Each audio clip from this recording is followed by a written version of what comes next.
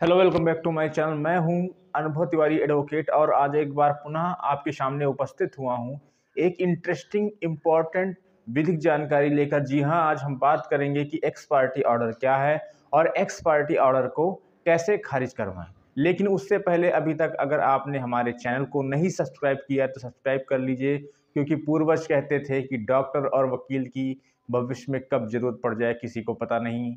अगर वीडियो पसंद आए तो लाइक करिए, नहीं पसंद आया डिसलाइक ज़रूर करिएगा। अगर आपके आपका कोई भी क्वेश्चन है या कोई भी सुझाव है तो कमेंट बॉक्स में ज़रूर लिखिएगा। ज़्यादा से ज़्यादा इस वीडियो को अपने मित्रों रिश्तेदारों में ज़रूर शेयर करिएगा। चलिए बिना किसी देरी के अपने सेशन की शुरुआत करते हैं। तो जैसे कि दो व्यक्तियों में कोई भी विवाद होता है तो एक व्यक्ति क्या करता है, केस फाइल कर देता है, यानी केस जो है मुकदमा न्यायालय पर जो है दाखिल कर देता है। अब जब मुकदमा न्यायालय पर दाखिल करता है तो होता क्या है, न्यायालय जो है सिविल प्रक्रिया संहिता यानी सिविल प्रोसीजर कोड 1908 के तहत जो है वो धारा 27, 28, 29, आदेश 5 और नियम 9 के तहत समन जारी करता है प्रतिवादी को। तो अब समन जब जारी करता है तो वो समन न्यायालय के जरिए उस प्रतिवादी को जाता है। अब यहाँ हम बात करेंगे कि समन क्या है। देखिए, समन एक ऐसा दस्तावेज है जिसमें मुकदमे का विवरण और प्रतिवादी को उस मुकदमे में हाजिर होने की एक डेट होती है कि आपको इस तारीख से पहले जो है या इस तारीख को आपको इस मुकदमे में हाजिर होना पड़ेगा। ठीक है, तो यही होता है समन। ठीक, अब मान लीजिए कि समन जो है प्रतिवादी को जाता है। जब वादी ने केस को फाइल किया तो न्यायालय की तरफ से क्या गया, समन गया प्रतिवादी को, इसलिए कि उसको सूचना मिल सके और उस केस में अपना जवाब दे सके। जिस केस में उस व्यक्ति ने प्रतिवादी के खिलाफ जो केस किया है उसमें प्रतिवादी अपना जवाब दे सके, इसलिए समन जाता है। अब मान लीजिए कि समन गया और समन जो है प्रतिवादी ने ले भी लिया या फिर उसको तामील हो गया। अब वो उस डेट पर जब नहीं आएगा तो कोर्ट देखेगा कि समन तामील हुआ है या नहीं। अगर समन सही तरीके से तामील हुआ है या कोर्ट को लगता है कि उसको पर्याप्त समय था उस केस में जवाब देने का या फिर हाजिर होने का, तब कोर्ट ऐसी स्थिति में आदेश 9 और नियम 6 के तहत एक्स पार्टी ऑर्डर कर देता है। अब देखिए, एक्स पार्टी ऑर्डर क्यों करता है, क्योंकि अगर जाहिर सी बात है वो प्रतिवादी नहीं आ रहा उस मुकदमे में तो बार बार तो समन न्यायालय जारी नहीं करेगा, बार बार उसको भेजेगा नहीं। अब ऐसी स्थिति में वो एक पक्षीय यानी एक पक्ष को, वादी को सुनकर उसके हक में जो है एक्स पार्टी ऑर्डर यानी एक पक्षीय आदेश कर देता है और कार्यवाही को आगे बढ़ा देता है। एक्स पार्टी ऑर्डर का मतलब ये नहीं कि एक पक्षीय आदेश हो जाए तो केस में कोई भी किसी प्रकार की कार्रवाई होगी ही नहीं। होगी, जरूर होगी, लेकिन कार्यवाही अब आगे बढ़कर होगी। अब ये तो हुआ एक्स पार्टी ऑर्डर।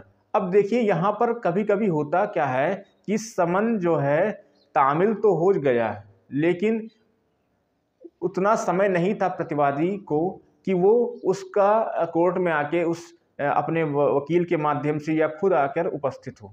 तो ऐसी स्थिति में कोर्ट कंसीडर जरूर करता है, विचार जरूर करता है। यहाँ पे आप जान लीजिए कि कोई ज़रूरी नहीं है कि पहली ही सुनवाई में, किसी भी केस की पहली ही सुनवाई में एक एक्स पार्टी ऑर्डर हो ही जाता है। देखिए, इसीलिए केस में कोई भी मुकदमे की जब पैरवी की जाती है तो आप प्रतिवादी का वकील और वादी का वकील जरूर उपस्थित होता है। अगर वादी का वकील नहीं उपस्थित होता है तो आदेश 9 नियम 3 के तहत उस मुकदमे को ही खारिज कर दिया जाता है।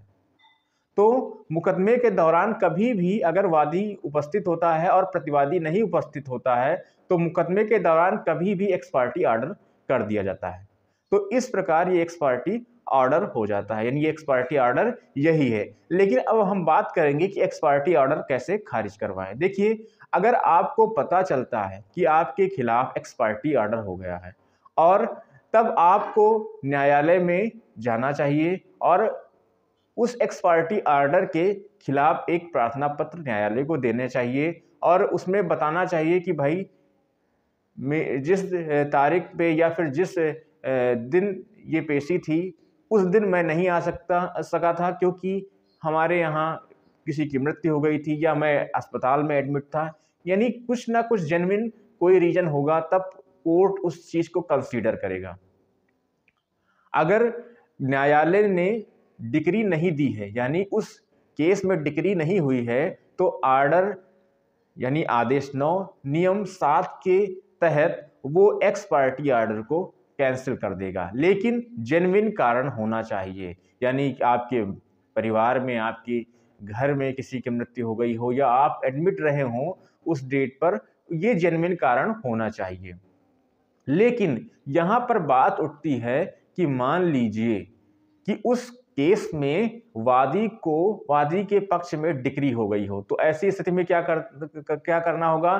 तो जान लीजिए ऐसी स्थिति में आपको जेन्युइन ही कारण रीजन देना पड़ेगा कोर्ट में और उस एक पक्षीय आदेश के खिलाफ एक एप्लीकेशन, प्रार्थना पत्र और एफिडेविट के माध्यम से बताना पड़ेगा कि मैं उस दिन या उस तारीख में नहीं उपस्थित था जिस दिन ये एक एक्स पार्टी आर्डर हुआ, इसलिए जो है इस एक्स पार्टी आर्डर को कैंसिल किया जाए।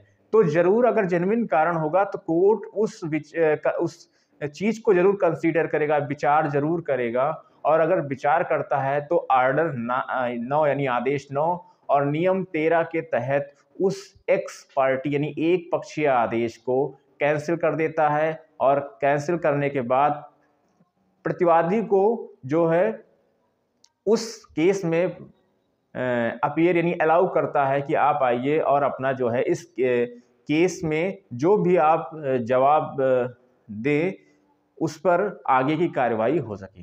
तो इस प्रकार कोई ज़रूरी नहीं है कि एक पक्षीय आदेश अगर हो जाए तो कोर्ट की कार्रवाई वहीं से बंद हो जाती है, ऐसा नहीं है।